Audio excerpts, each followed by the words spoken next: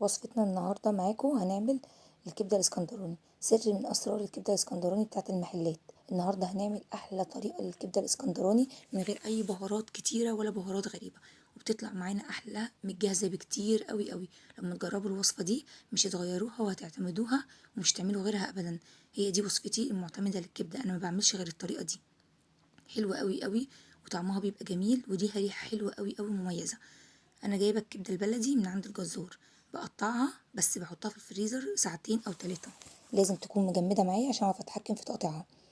بقطعها شرايح رفيعه زي ما انتم شايفين، او تقطعوها مكعبات صغيره، تقطعوها شرايح كبيره. التقطيعه دي ترجع ليكم انتم.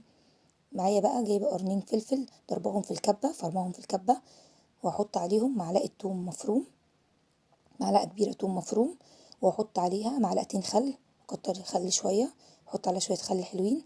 وبجيب البهارات معلقه كبيره ملح، معلقه كمون، معلقه كزبره، نص معلقه فلفل اسود صغيره.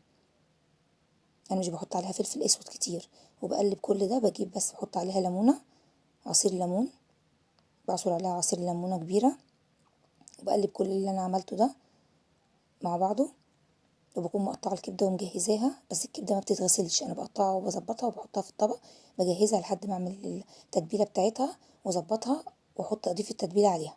هحط معلقه كبيره من التتبيله دي على الكبده، يعني انا مش هحط كل ده، انا هجيب الكبده اللي انا مقطعاها زي ما انتم شايفين شكلها، مقطعاها هين ومظبطاها. احط عليها لو عندي ليا ضاني انا بحط منها حتتين، او لو عندي دهن انا بجيبها مع الكبده من عند الجزار، بحط عليها حتتين دهن بقطعهم عليها زي ما انتم شايفين كده. انا هجيب معلقه كبيره من التتبيله دي واحطها على الكبده اللي انا مقطعاها ومظبطاها. معلقه كبيره بس، مش هحط كل التتبيله، باقي التتبيله انا هسيبها معايا، هحتاجها واوريكم دلوقتي هنعمل بيها ايه. هقلب الكبده دي كلها على البهارات وكل اللي انا عملته ده كده، هقلبها تقليبه حلوه مع بعضها واسيبها ساعه. يعني انا مش بقلبها واعملها على طول في نفس الوقت، لا انا بسيبها في قلب التتبيله دي ساعه، هتشرب من التتبيله وهتدي ريحه حلوه قوي قوي. وهجيب طاسه على النار وهحط فيها، اسخن الطاسه قوي، ما يبقاش فيها ميه ولا اي حاجه، اسخنها جامد قوي. وهضيف عليها زيت غزير، احط شويه زيت حلوين كتير، لان هي اساسا هتستوي في زيت كتير عشان ما تغمقش مننا. وبقيه البهارات اللي انا كنت راكناها في الطبق هحتاجها وهحطها دلوقتي في قلب الطاسه على الزيت قبل ما ابدا ان انا اسوي الكبده.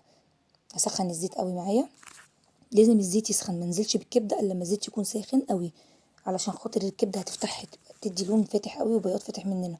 هقعد اقلب البهارات والحاجات اللي انا حطاها دي، هقعد اقلبها كتير لحد ما احس ان الزيت سخن قوي، وهنزل بقى بالكبده عليه. خلاص انا بقى شميت ريحه البهارات، الريحه بتبقى طالعه فظيعه، شميت ريحه التتبيله اللي انا حطاها دي كلها.